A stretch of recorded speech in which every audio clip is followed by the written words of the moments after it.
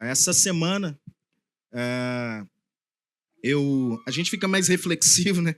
Eu fiz aniversário e é interessante que meu pai faz aniversário no outro dia, né? Eu faço dia 10, meu pai faz dia 11. E essa semana, lembrando algumas memórias afetivas. Meu pai, quando criança, meu pai é funcionário público, então ele era gestor do Correio na ocasião. Eu lembro que boa parte da minha infância foi correndo nos corredores do Correio, né? E é muito interessante porque a gente vai lembrando algumas coisas, né? Eu lembro que correndo por esses corredores, o cuidado, eu gostava muito de ficar lá na repartição, aonde guardava as cartas. E eu lembro que o cuidado daqueles homens com as cartas era um cuidado assim, principalmente eu, criança e agitado. E aí toda hora alguém me ralava, não coloque as mãos na carta. Eu falo, por quê? Por quê? Porque essa carta tem que chegar ao seu destino. Não coloque as mãos nas cartas. E aí havia todo um processo, quando a carta, alguém ia lá no correio entregar a carta, tinha o selo, tinha que selar aquela carta, o cuidado onde ela ia para a repartição, perdão. E ali o carteiro, cada um no seu setor, né? O Rafa falou aqui do táxi de Londres, né? Eu falei assim, uau, eu nem sabia que o cara tinha que saber tudo isso. Né? Eu já estive lá em Londres, já peguei esse táxi, quando você levanta a mão parece que brota um do chão. E aí logo aparece. Eu nem sabia disso tudo. Mas é interessante que o carteiro, o cara que trabalha no correio, o mensageiro, ele também precisa conhecer o endereço do destinatário. E o cuidado para que essa mensagem chegue até o seu lugar. Aí, ó. Nem Salomão, em toda a sua glória, teve um tambor desse, né? Amém? E interessante que então o zelo, o cuidado, e aí essas memórias vindo ao meu coração. E a gente, quando a gente se coloca aqui no lugar de um mensageiro, eu lembro desse cuidado. Eu lembro do cuidado que eu tenho que ter para que a mensagem chegue no seu coração sem nenhuma adulteração da minha parte. E aí o meu coração se enche de temor. Porque não é simplesmente vir aqui falar do que a gente sabe, mas é trazer a mensagem que Deus preparou para o coração de cada um de nós. E é interessante que antes de todas as coisas, quando a gente se coloca no lugar do mensageiro, primeiro eu preciso conhecer o remetente. Eu preciso ir para esse lugar, porque eu preciso saber quem é que está enviando essa carta. E o cuidado que eu vou ter que ter com essa carta, porque essa carta precisa ser selada pelo espírito daquele que a enviou. E também preciso saber o endereço do destinatário, porque eu preciso saber que essa carta precisa chegar ao seu destino. E aí, essa semana, pensando tudo isso, o meu coração se encheu de temor. Porque a minha pergunta é, Deus, o que o Senhor quer falar com os seus filhos? Então, primeiro, eu preciso saber o que Deus quer falar conosco. Eu preciso saber o endereço que Ele quer enviar essa carta. E carta é muito interessante, porque há 40 anos atrás, não tinha WhatsApp. Não tinha e-mail. Não tinha Zoom. A gente não fazia reunião pelo Zoom. Não tinha chamada de vídeo. Então, o meio dessa mensagem chegar era exatamente, né, essa questão do correio. Eu vivi parte da minha infância nesse lugar. Então, todas as vezes que eu me coloco nessa condição de estar aqui, compartilhar com os irmãos aquilo que Deus quer falar conosco, o meu coração se enche de temor. Porque, irmãos, mais do que um sermão, nós como igreja carregamos uma mensagem. Um sermão, a gente consegue elaborar, mas entender a mensagem que Deus quer trazer para o seu povo, para que seu povo traduza essa mensagem para a cidade, nós precisamos entender o que o nosso Deus quer falar conosco. E nós precisamos carregar essa mensagem e entender que Deus tem uma mensagem para compartilhar nos lugares aonde Deus está nos colocando. E aqui, desafiado aqui pelos irmãos e muito bom, né? O meu coração se enche de uma emoção que eu não consigo traduzir, eu não consigo não é, definir isso em palavras, de ver todo esse movimento. Chegar aqui e ver os irmãos alegres, não recebendo, trabalhando, servindo. Então, meus irmãos, isso me alegra, sabe por quê? Porque o Espírito de Deus continua a cumprir o que ele tem para fazer. Porque é o Espírito de Deus. Todos nós precisamos estar nesse mesmo Espírito. Amém? Abra sua Bíblia. No livro de Marcos.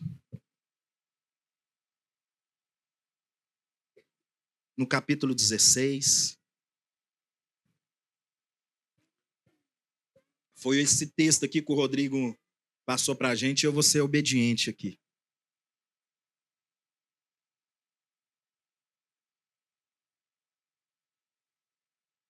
Marcos 16.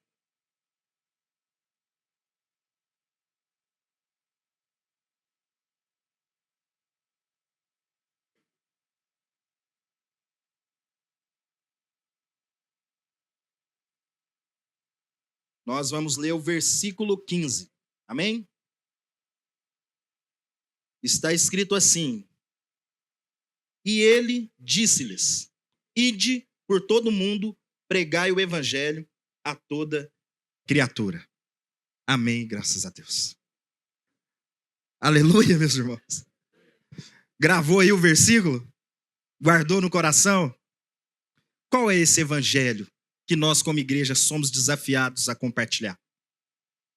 Qual é a palavra que Deus tem para o coração de cada um de nós e Deus nos chama como família dele a transmitir essa mensagem?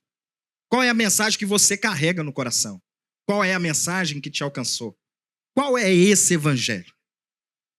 Que evangelho é esse que Jesus agora desafia os seus discípulos a transmitir essa mensagem que outros absorvem e agora é capaz de transmitir a outros também? Qual é esse evangelho? Um evangelho que não é sobre o que eu posso fazer, mas é sobre aquilo que ele fez em favor de nós. O evangelho onde não há capacidade em nós de atrairmos a Deus, ou por um motivo a gente foi lá procurar Deus, ou às vezes a gente tem a necessidade de Deus e busca Deus só por essa necessidade. Não é esse evangelho, ainda que Deus pode fazer todas essas coisas. Um evangelho que às vezes pode soar como ofensa, exatamente porque não existia uma ofensa maior para um fariseu em receber o evangelho de graça, porque era a única coisa que ele não era capaz de pagar. E de repente, às vezes por isso ele ficava muito chateado, porque após todo esse esforço que ele poderia ter feito, Jesus entrega alguma coisa para ele que é de graça. Mas não uma graça barata, uma graça que aquilo que ele tem não tem a capacidade de pagar por aquilo que ele recebeu. E aí Deus entrega. Um evangelho que não é restrito a mim, e que ele não para em mim, mas que ele passa por mim e alcança o coração do próximo. Um evangelho que se cumpre de fé em fé, de glória em glória, porque Deus tem um propósito para fazer através da vida de cada um de vocês, de cada um de nós e de todos nós de forma conjunta. Um evangelho que não se restringe a simplesmente aquilo que a gente pode propor como uma instituição igreja, mas um evangelho que vai para além das programações da sua própria instituição. Um evangelho que não está limitado ao tempo da nossa reunião, mas um evangelho que aonde você está presente, Deus se faz presente porque ele habita dentro de você, porque o reino de Deus está dentro de vós. Esse é o evangelho.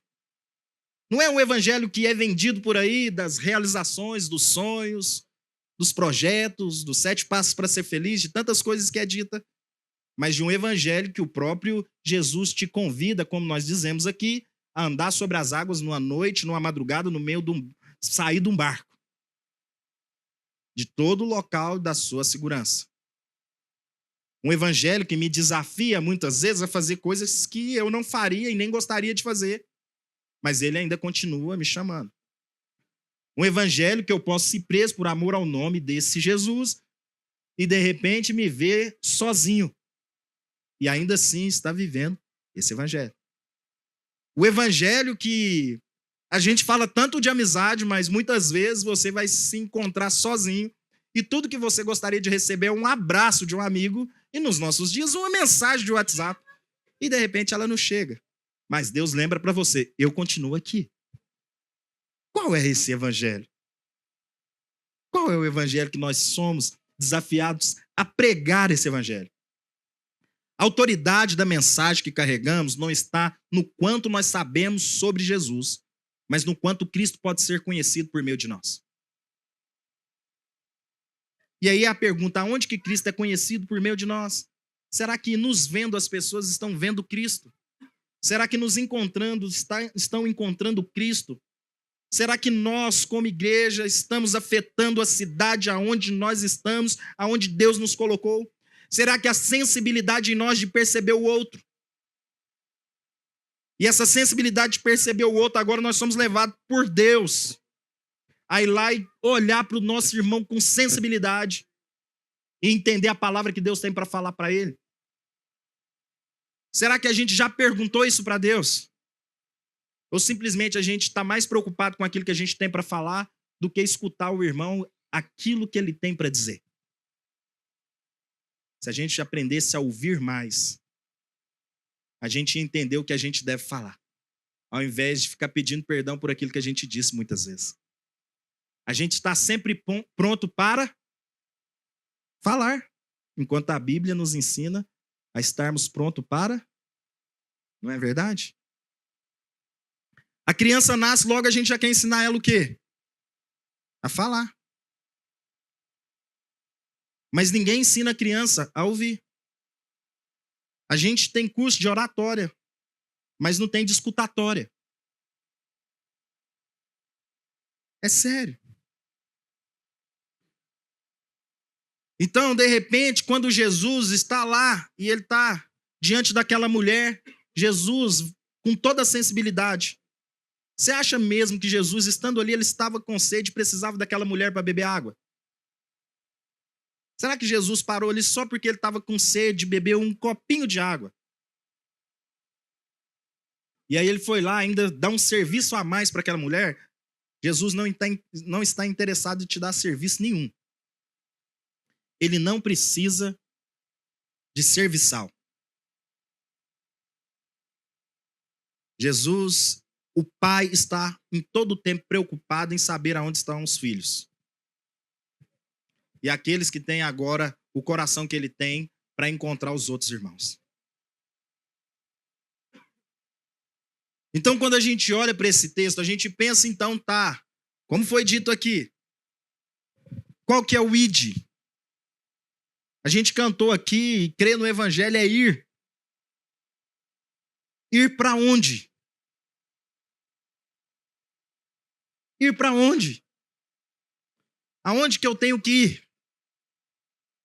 Qual que é o nosso chamado como igreja nesse cumprimento do ir? Será que ouvindo o lugar para onde eu devo ir, será que irei? Será que terei essa coragem de ir diante do vem de Jesus? Ou eu estou querendo chamar Jesus para ir onde eu estou indo? Será que, como foi dito aqui, ao entrar no táxi, quem está levando quem?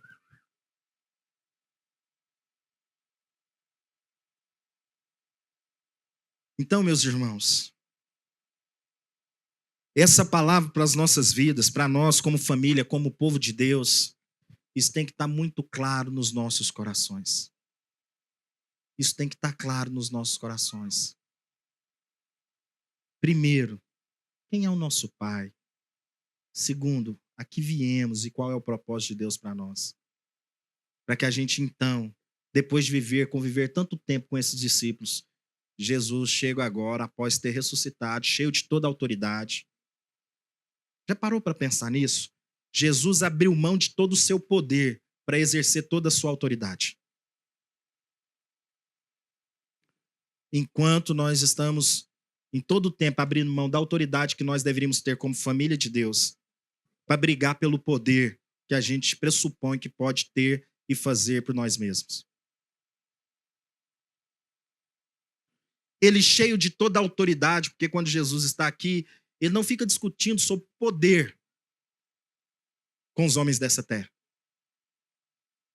Mas estando aqui, diante do propósito que ele vê em todo o tempo olhando para aquilo, ele exercia toda a autoridade. Toda a autoridade. Toda a autoridade. E esse é o chamado. Eu estava aqui vendo a minha filha, foi interessante, ela falou assim, tô usando a camiseta do meu pai, aí fica tentando me iludir aqui para ficar, né? Tô brincando. Mas eles fazem isso mesmo, os meninos vão crescendo, chega a hora que o tênis serve para eles, o Pedro, né? Tem uma hora que eu vou buscar minhas coisas para usar lá, não tá lá. Eu falo, mas onde que tá? Será que eu esqueci em algum lugar? De repente eu vejo ele chegando. Agora ele ficou maior, já tá maior que eu. E eu falei para ele, não se empolgue porque não é muita coisa.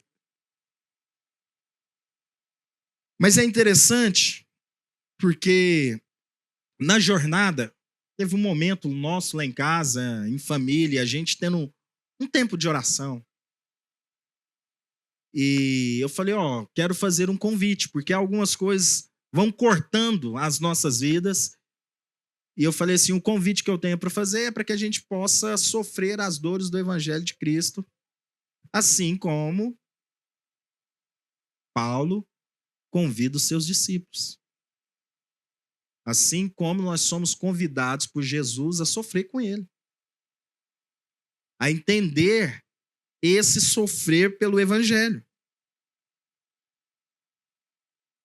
Para que a gente possa cumprir o que Deus nos chamou. E não é só de sofrimento não, viu, irmãos? Mas é que eu estou dizendo que ele faz parte. Que ele faz parte das nossas vidas. Que ele faz parte desse ir. Desse chamado que ele tem para cada um de nós.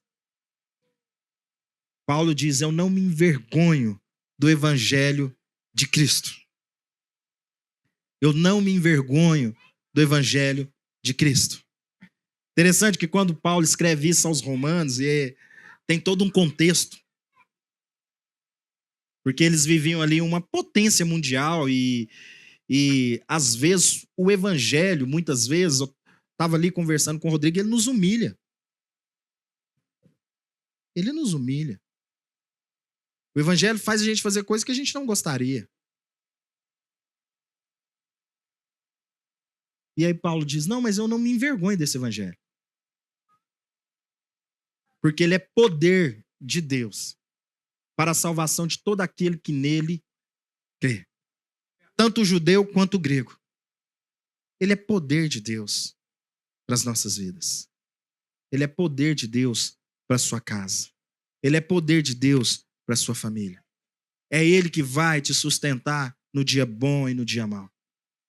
É ele que vai te sustentar em todo o tempo. O que o evangelho é para nós?